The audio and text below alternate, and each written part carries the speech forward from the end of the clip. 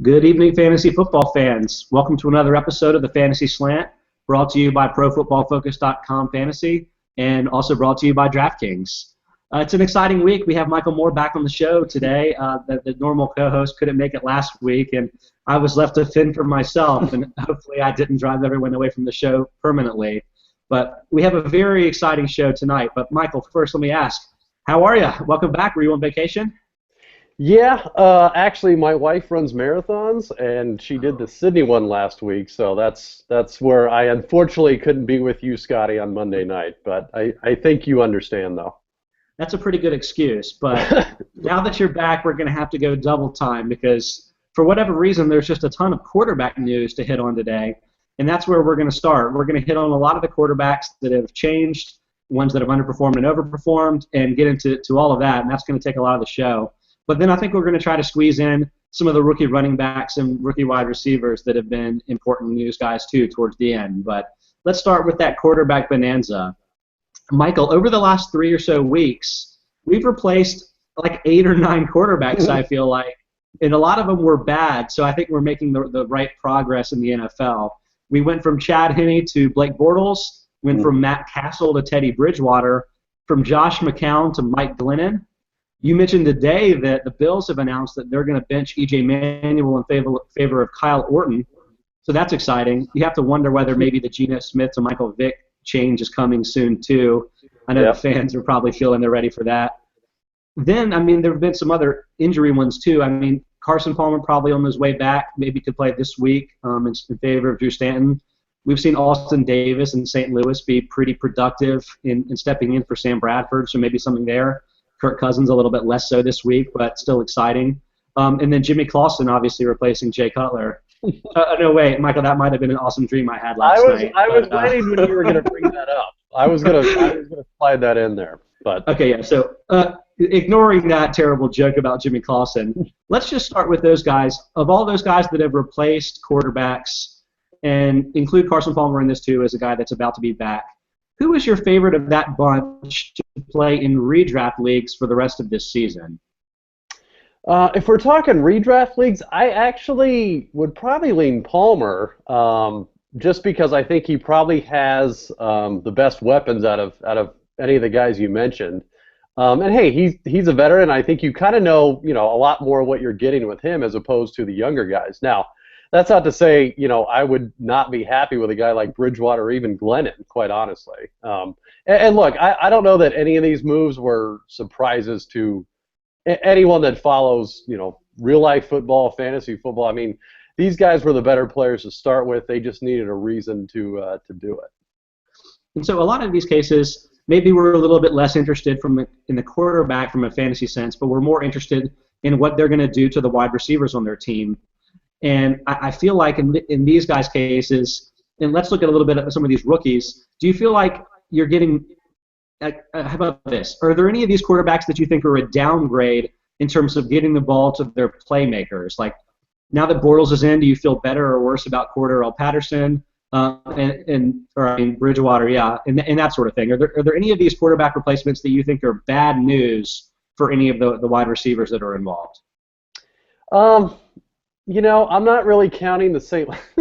Louis receivers or quarterback just because I think that's a train wreck in itself. But of the big guys you mentioned, the Bortles, the Bridgewaters, the Palmers, the Glennons even, no. If anything, I think it's probably going to be an upgrade for all of those receivers. So. Okay, I think I tend to agree with you in all of these cases. I actually think that Austin Davis is probably better than Sam Bradford, so all you Rams fans can get angry at me. It's entirely possible. So I think I'm generally optimistic about all of these moves for the players involved. I think we're going to circle back a little bit to Kyle Orton and what that means for Sammy Watkins later in the show. But questioning specifically about Orton, let's say that this change is for good for the rest of the season, and the Bills are certainly paying Orton like he could potentially be the starter the rest of the season. I think we might have seen this coming with Manuel. Is there any fantasy value to be had there? I mean, I feel like a lot of these guys were probably picked up over the last couple of weeks, even in deeper formats. So they're kind of gone. Orton is the guy that is probably out there everywhere. Would you spend a waiver pick on him in deeper formats? Can he be maybe a top 20 quarterback? Can he be as good as what Manuel was, who, despite being a bad passer, was a pretty effective fantasy player this year? I think so, especially if you're in a deeper league. I would definitely entertain it. I mean, given Buffalo, it's a running offense. There's no doubt about that. But they still have some playmakers on the team: Watkins, Woods, even down to Marquise Goodwin and Mike Williams, like we saw yesterday. So, yeah, for Orton, I would. I mean, he may not be one that I ever want to start. But look, if I'm in a pinch or maybe I've got some bye weeks coming up, yeah, I would entertain Orton, wouldn't you? I think I would. And in a situation like Orton's case, I really like to have the running backs that can catch the ball out of the backfield. And I think that having both Fred Jackson there and C.J. Spiller, that's going to do a lot for Orton, who can maybe get some good yardage from those guys, even on the shorter targets. That's going to make up for the downgrade that you're going to get in terms of actual quarterback rushing performance. Because obviously that was sort of a hallmark of Manuel's fantasy value so far this season. I generally think the move from Manuel to Orton is a push in fantasy senses, but it's going to be better for the team and better for the playmakers around him. Yeah, I would agree with that. We've been slacking a little bit on some of the dynasty content, Michael, so let's talk about your dynasty preferences among these quarterbacks. And a lot of these don't probably matter that much, but think about with Bortles, Bridgewater, Glennon, who's not a rookie, but might as well be, I guess. He's a second-year player. I guess you could throw Kirk Cousins in there as well. Maybe take those four quarterbacks, rank them for me in a dynasty sense. Well, I'll probably start from the bottom up. I would definitely put Cousins fourth. Okay. Probably Glennon third, and then even in the preseason, I was back and forth on Bridgewater and Bortles. I might get the slight edge to Bortles. From what I saw yesterday, it wasn't anything he necessarily did wrong, or at least not completely. I mean, that offensive line is just bad, quite honestly. But, I think in the long term, I would probably stick with Bortles. What about you? I think I probably have Bridgewater a slight bit ahead of Bortles, but to me, those two are close, and You're right that they're the first two that go on the top of the list. They're the two players here that clearly have future jobs secure. But let's focus on Cousins for a minute. Do you just think he's not a very good player, or do you think that there's potentially long-term problems with playing time, given that Robert Griffin III, again, is a player that's shown a lot in previous times on the team? Yeah, it's just a muddy situation there, man. I mean, well, and first of all, let's just look at Cousins, the quarterback. I mean, he's very turnover prone. I mean, he had 3 interceptions, I think, last game against the Giants. Not necessarily a superstar defense. And look, it's a real debate on who should start there, whether it's Griffin or Cousins. And until there's just more clarity there on who the starter is and what that offense is going to be, I'm steering way clear of Cousins. Sure. I mean, obviously we're talking about dynasty formats now. I think I'll just say that I wouldn't drop Cousins at this point. I've got a feeling that one of he and Griffin is not going to be on the Redskins next year. And that's probably going to be good news for both players. So yeah, the value is probably really down right now after that Giants debacle there. So maybe not a terrible time to acquire Cousins in the type of league where that would be a relevant piece of advice. So not redraft leagues, obviously. Okay, Michael, quarterback is an interesting position this year. I feel like it's really sort of come back to the middle for a lot of players. And to illustrate the point, I'm looking at ESPN standard formats right now, standard scoring. So to start with, there are not very many quarterbacks that are scoring 19 or more points per game. You have Andrew Luck at the top with 26, Matt Ryan 22, Peyton Manning 21, Jay Cutler 20, Nick Foles still at 20 after the 49ers game still, Russell Wilson at 20, obviously off the bye week there, and then Phillip Rivers at 19. So that's a pretty short list, and it's absent some of the guys that we thought at the beginning of the year might be elite, like Drew Brees, for instance, Tom Brady maybe. And we'll circle back to some of those guys later. But let's focus on these guys that are at the top right now. Andrew Luck, is he clearly the number 2 quarterback now behind Peyton? I think so. I wasn't a Luck believer, or at least a firm believer heading into the season, but yeah, I think they finally wised up and realized, hey, he's pretty good. We should probably open up the offense a little bit. And luckily they are. I mean, I looked at their how much they've scored every week this season. I think it's no less than like 27 points a game. So yeah, I think they finally realized what they had and they're cutting it loose. And look, that's good for everybody there. I mean, not only obviously Reggie Wayne and T.Y. Hilton, but look, you got Ahmad Bradshaw in there contributing weekly. So yeah, for me, I think Luck is firmly it. And just sort of take off of what we talked about before. For Dynasty, I think he's closing fast on Rodgers for me. Oh yeah, I think he's my number one over Rodgers in Dynasty at this point. It's just this is the silver lining to Trent Richardson's black cloud, which is that their inability to run the game means that Luck has to continue to throw the ball even when they're dominating teams like Jacksonville. And I think Luck actually has the most dropbacks this year, even though they've been part of some blowout type games. So he seems really, really safe right now, and the rushing touchdowns in production hasn't gone away either. So hard to poke a hole in Luck's game in terms of a fantasy sense. But from there, Jay Cutler up to 20 points per game here. He's clearly a top 10 quarterback in your mind, right? Oh yeah, no, I was a Cutler fan heading into the season. Look, he has some incredible weapons in Jeffrey and Marshall, obviously, and even Martellus Bennett and Matt Forte. But just he's got the arm. He's just got the look of a quarterback one for me. I think you could drop him on a lot of teams and he would still perform pretty well. And then having guys like Marshall and Jeffrey just are a bonus for that. So yeah, I think for this year and probably at least a couple years, he's going to be a low-end quarterback one. Probably nothing higher than that. Like I don't expect him to reach Luck levels anytime soon. But is he, like you pointed out, is he good for a good 20 points in standard leagues a game? Probably. Yeah, and a lot of his production this season has been with his star receivers a little bit hobbled because of injuries. Right. And I feel like the last 2 weeks, Brandon Marshall hasn't really been himself. That hasn't prevented Cutler from moving the ball down the field and scoring a lot. So I think you have to feel pretty good. Obviously, Martellus Bennett, so I'm sure feeling pretty good there as well. Tied with him with 20 points per game is Nick Foles. After seeing what happened in that 49ers game when they basically didn't have anything on offense working at all, what do you think about Foles? He still has 177 dropbacks, the second most on the season behind Luck. What do you say? Is he a top 10 guy too? I'm not ready to abandon ship yet. I think without a doubt it was his worst game of his career. I mean, his short career so far. For me, I really want to see how he responds to this. I mean, and it sounds like NFL coach speak, quite honestly. But I really want to see how he bounces back. If he bounces back, I mean, can he take this and learn from it, or is this going to completely mess with his head and derail him? So, for me, he's still a hold, I guess, if you want to call it that. But, another performance like this or another 2 or 3 that come close, that I think people are going to start wondering if he's really as good as he was last year.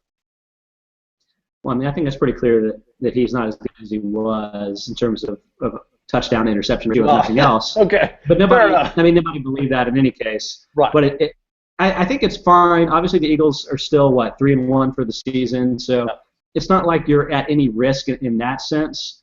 And honestly, if you're in a deeper format, couldn't you just handcuff Mark Sanchez to Foles? You plug in Mark Sanchez, how much worse is he than Foles from a fantasy sense? Is he any worse at all? Right.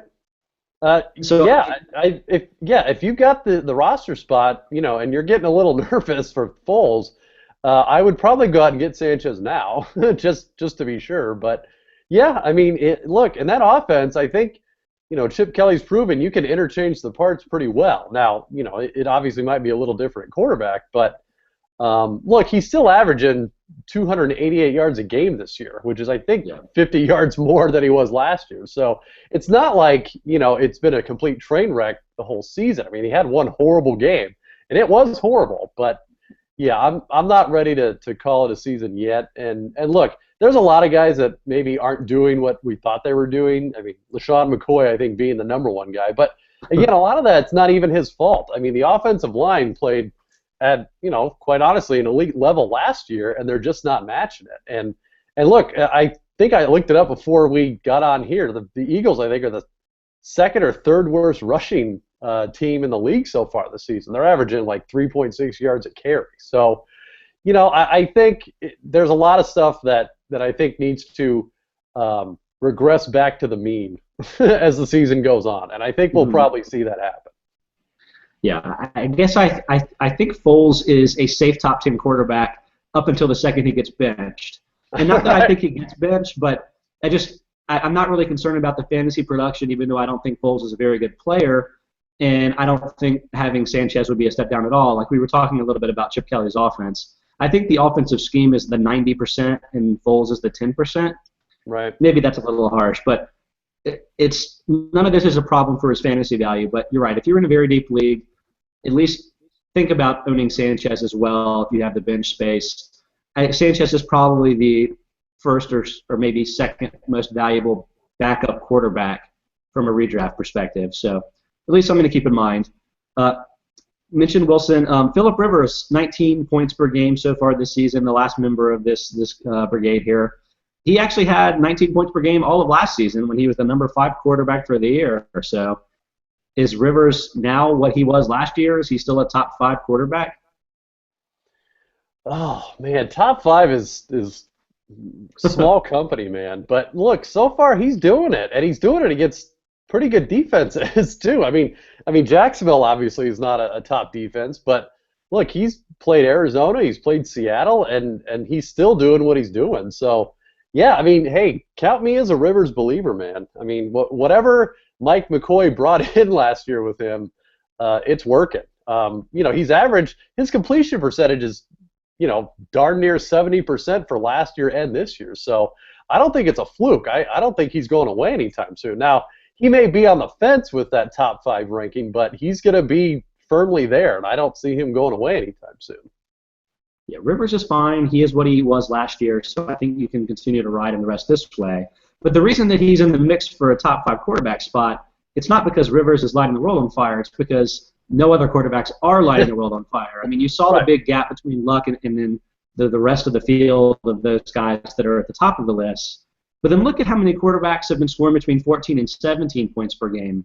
You've got Drew Brees, Matthew Stafford, Aaron Rodgers, Colin Kaepernick, Andy Dalton, Ryan Fitzpatrick, Kirk Cousins, E.J. Manuel, although he's now benched, Geno Smith, Alex Smith, Joe Flacco.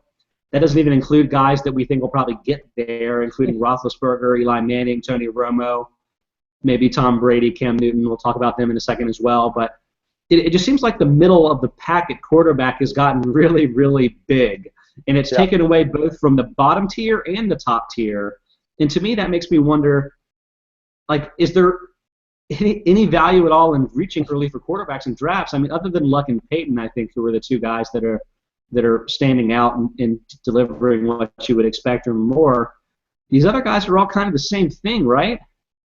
Yeah, no, I would agree, and I think, at least I saw that a lot in redrafts this offseason. Like you said, you can make a case for reaching for Peyton, maybe a round or 2 early, but yeah, with the exception of him, quite honestly, because look, there was still some question with how good Luck was going to be this year. Yeah, there was just a pack of quarterbacks that I think one doesn't look that much different than the other. You could have interchanged any of them from Tony Romo to Phillip Rivers to Jay Cutler to, pick another one. So, I agree. I think you probably could have interchanged them out. And look, now you're adding, like we talked about before, potentially 4 more who are going to join that group who are, as we, I think, assume better than their predecessors. So, it's a pretty crowded field. So I think the lesson here today is, Scott, don't trade for a quarterback if you're in the middle of your playoff race this year. Is that right? Yeah, I guess unless it's Andrew Luck or Peyton Manning, yes. Right. For me, before the season, I was in agreement with you about once you got past the top kind of guy, maybe you should wait at the position. But that was because I thought there wasn't a lot of difference between, say, the 8th quarterback and the 15th quarterback. But now I feel like it's the 8th quarterback and the 22nd quarterback.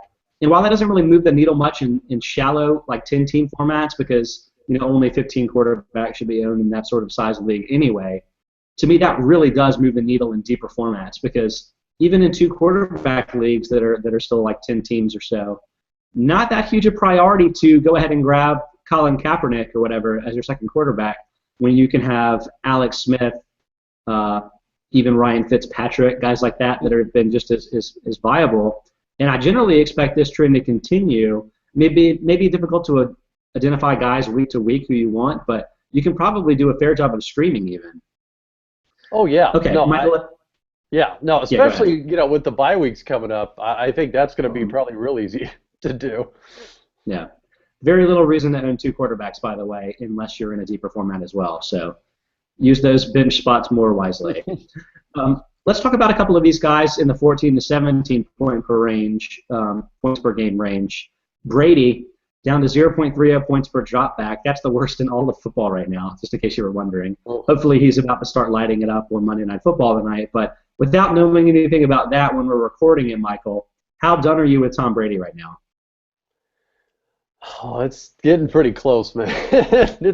And I didn't want it to, but I mean, and you and I sort of talked about this online and offline. It's just, I think the personnel around him is just not what it used to be. And even tonight, you've got Tompkins and Dobson healthy scratches. So literally, they're rolling with three receivers in Edelman, Amendola, and LaFell. So, I don't know if this is just some major hubris on Bill Belichick's part or what, but yeah, it's starting to get to panic mode time for me. What about you? I can't believe Brandon LaFell keeps getting targets. He looks so terrible. He's a Belichick guy, Scott. I've been watching it for years. You can't measure that. It's an intangible. God, I've watched all the Panther games so far this year, which A, that's a mistake, but B, it's difficult to explain how much better Jericho Cotchery and Jason Avant are than Brandon LaFell. It's just it was bad when you're grateful for Jericho Cotchery and yeah, it's not bad. So anyway. Moral of the story is I'm very much done with Brady. I would trade him for any kind of running back, receiver, or tight end asset I could get that would be an improvement on my roster, and then I would just go ahead and pick up one of those deeper guys or one of the new rookies that are coming in. I just don't think Brady's going to rebound to be even a top 10 quarterback this year. Yeah.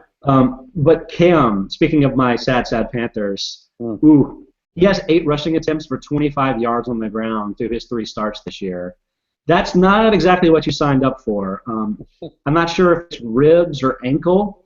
I think we would feel a little bit better if it was ribs because at least that's been a recent injury and one that you would assume he would get over the long term. But let's look at it, say, second half of the season. Can Cam bounce back to being a top 5 quarterback at that point, or is this season just over in terms of his rushing ability and therefore his top 10 quarterback ability?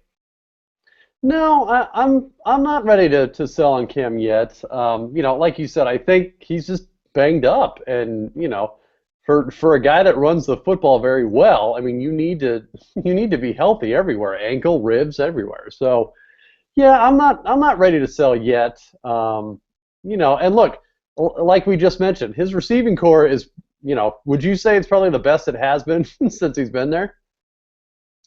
I mean, I'm not saying that's saying a lot, but it's in the ballpark. His rookie season, Steve Smith was mighty good.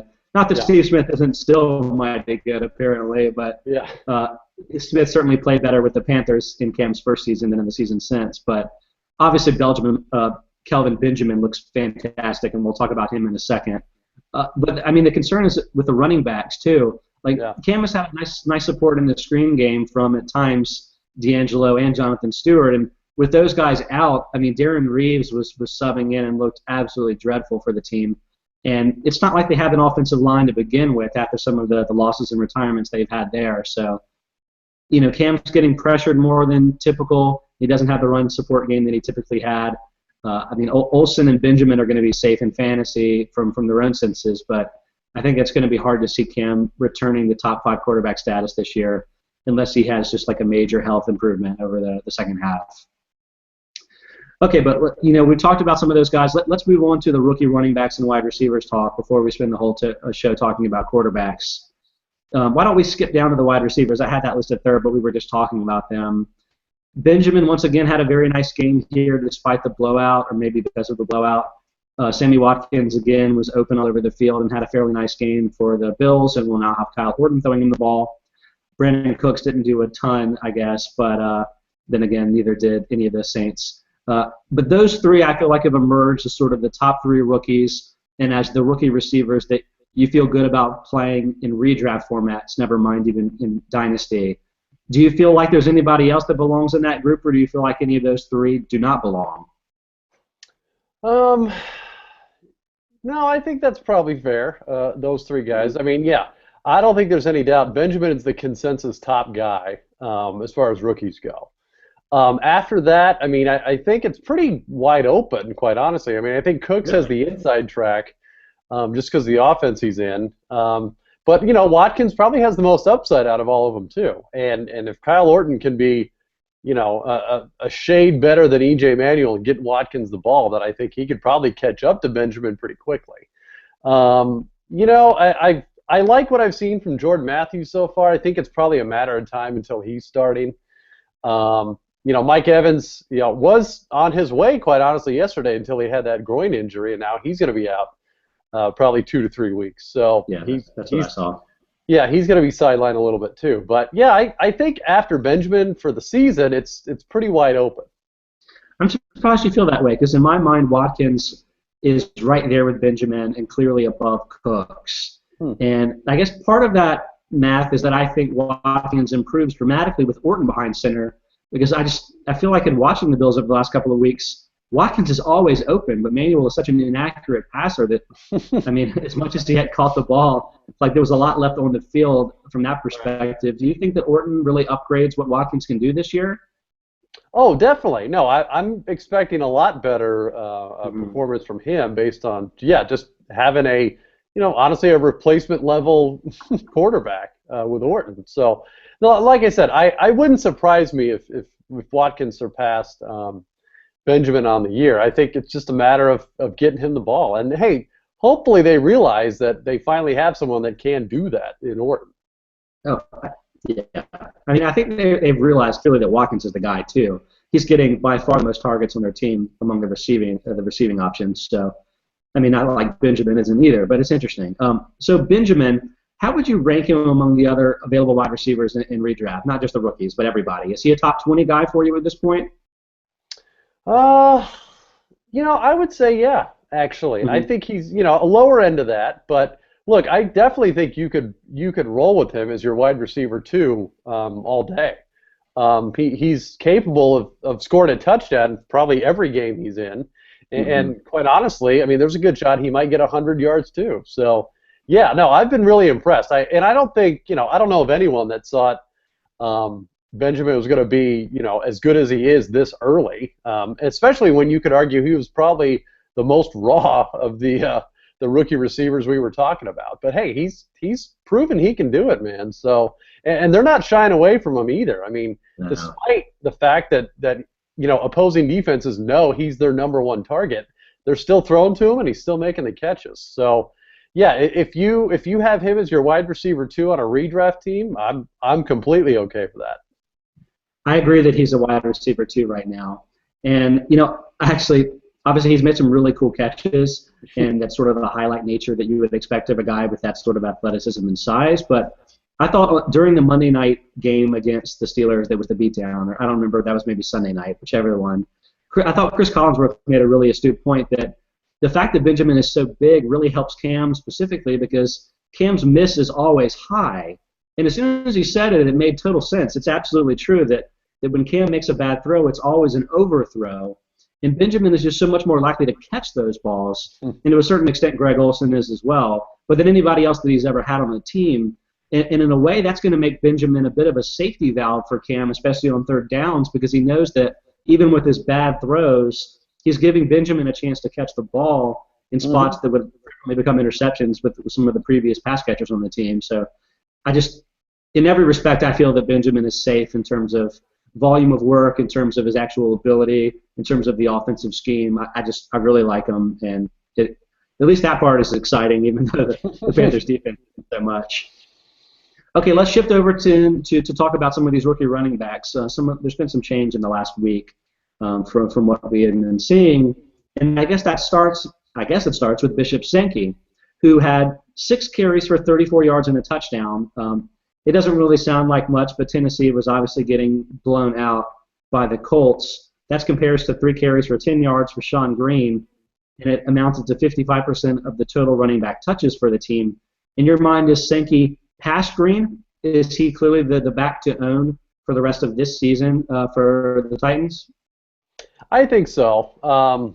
and given it's not to say Ken Whisenhunt won't be stubborn and won't pull the trigger this week, but yeah, I don't know how you can deny how much better Sankey is. I mean, quite frankly, than Sean Green is. I mean, he's averaging 5 yards a carry, and given it was in what you could call garbage time and against maybe some not great defense like Indianapolis, but at the same time, it's not like Sean Green showed any life these first 4 games either. So.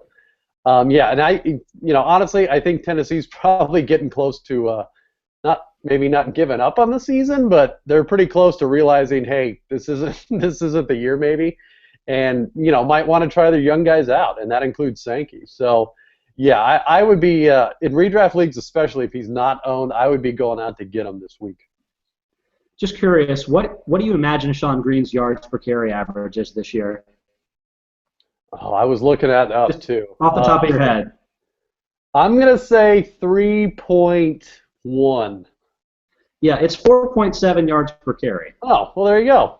Okay. Not saying necessarily that Sean Green is the best running back, the running back to end all running backs, but I'm really not convinced that Sankey has clearly emerged here. And even though I do think he's going to probably lead the backfield in touches the rest of the season, I'm not sure that 55% isn't sort of the right amount of the split that'll go Sankey's way the rest of the year, which can make him a little bit frustrating to own.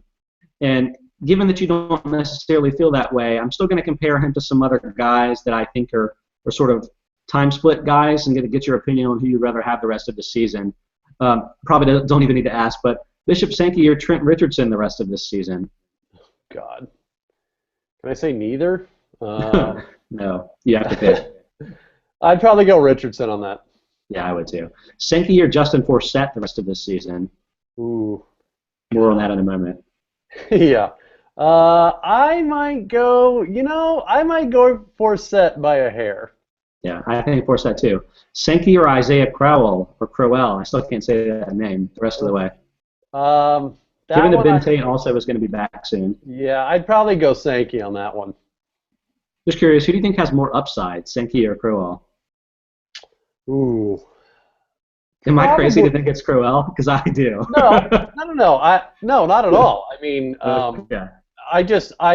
question whether, from everything I've seen from the coaches there and the reports, they don't view him yet anyway as featured back material, which I'm not necessarily saying I agree with, but I think they view him as the change of pace and the Ben Tate, Terrence West duo, if you want to call it that, the dynamic duo, as the sort of first and second down guys. So, for that reason, I'd probably still go Sankey because I think Sankey could get early work eventually.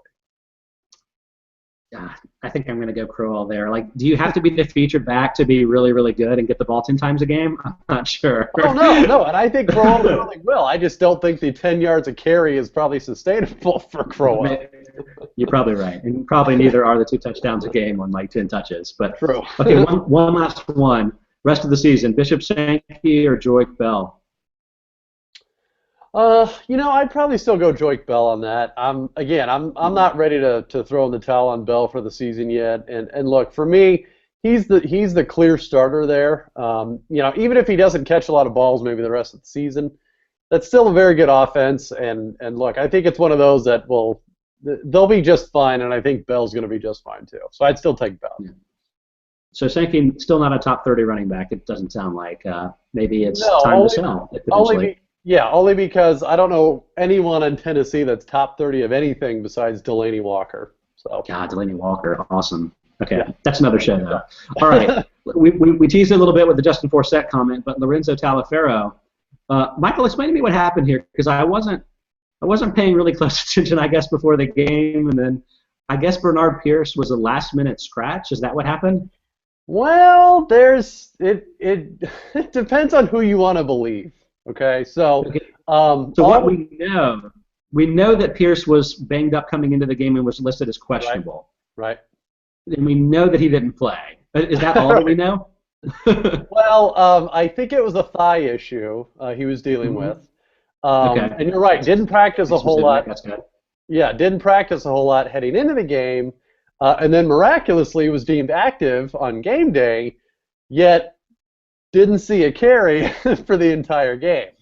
Okay. So there's some debate. Well, there's some debate on, because if the Ravens coaches are saying, oh, we held him back as a precaution. Some other people are saying, no, he's just third on the depth chart now because he's not good.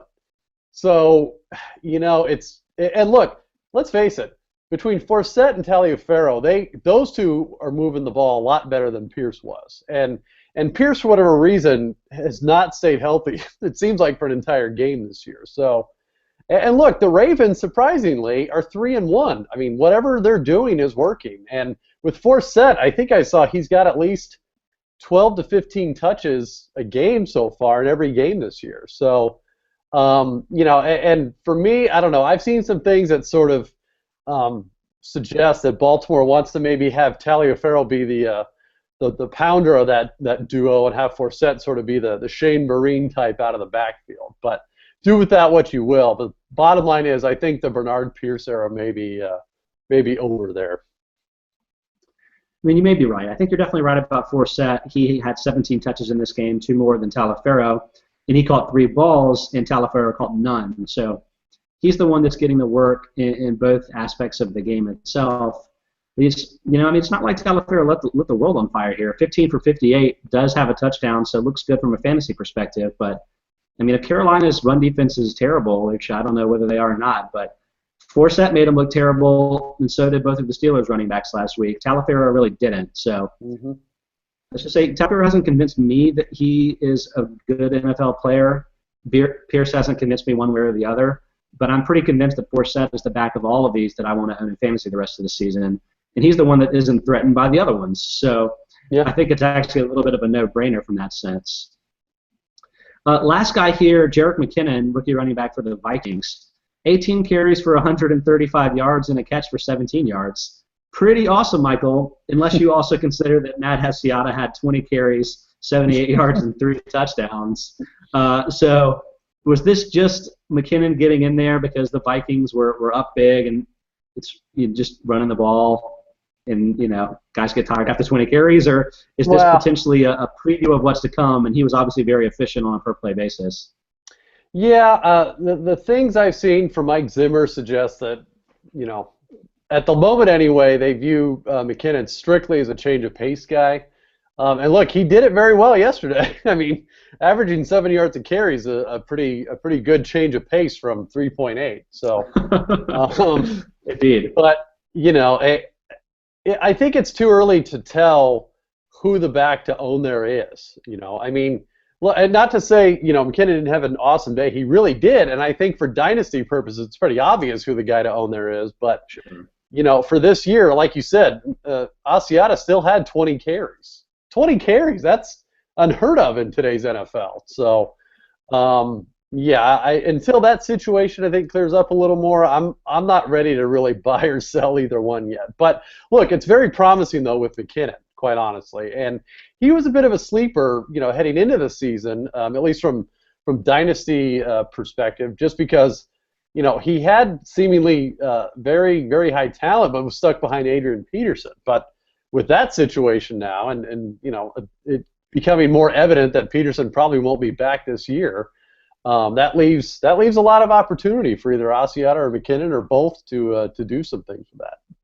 Now, the other thing is we have to keep in perspective. It's not like they played a good defense either. The Falcons' defense may be the worst in the league. Would you agree with that assessment? They're bottom 5. The Panthers are probably worse, but besides that, they're bottom 5. Second worst in the league and second worst in the NFC South, or maybe third worst. The Saints are pretty terrible too. Okay. I don't know. Maybe the entire NFC South is equally terrible. They're pretty bad. But look, anytime any defense gives up 300 yards to the quarterback and over 200 yards rushing, it's not going to be good. So, look, I think it's promising, but I really want to see, I think, what Minnesota does again this week when they play Green Bay, and see if McKinnon can replicate that. Maybe not quite the 7 yards a carry he had, but I think if he does 5 yards a carry again, I'd start buying in. I feel like everyone's going to be focused on McKinnon this week, and I understand why, because he's the very exciting player. But isn't Asiata both catching passes and scoring touchdowns now every week? Like, I feel like he's almost freely available still in most formats where you could just trade a top 30 or top 40 receiver to grab him. It might not be a bad option to plug and play through some of the bye weeks, especially given that he's just been really good in fantasy so far this season. Yeah. You don't have to necessarily be really good in real life to be really good in fantasy. So right. I guess that's probably my parting bit of advice there with Asiata. Michael, anything else you want to cover on tonight's show? No, not unless you want to go through Jimmy Clausen's stat line, but I don't know if we have enough time for that. Yeah, I don't know. I mean, I would have to probably give glowing remarks to every single thing you said, so that might lengthen the show a little bit too much. So I'll wrap it up. Yeah, all right. Everybody just go to Pro Football Reference and just bask in that glory during your own time. Glad to have you back this week, Michael. Hopefully we'll both be on the show again for the next several weeks, even though I'm in baseball mode, unfortunately. But again, thanks everybody for listening to the Fantasy Slant, and we will catch you next week.